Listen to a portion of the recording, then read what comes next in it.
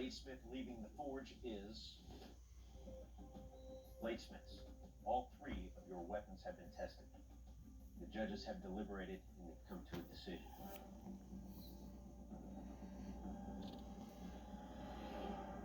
Kevin, I'm sorry. Your blade did not make the cut.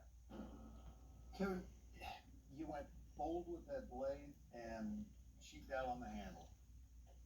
The fit of the handle is also awkward, giving the knife an off-balance thrust, which makes it difficult to stab.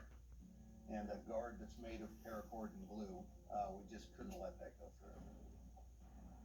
Kevin, it's time for you to surrender your weapon. I agree with the judge's decision. If I was in their shoes, I would have made the same decision. I am without a doubt going to keep making knives and keep doing bladesmithing, and I will get to the point where it's my sole occupation.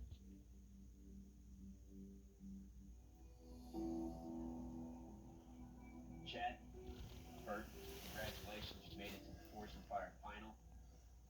When you came to this forge, we asked you to use our tools and our equipment to forge a blade of your own design in your signature style.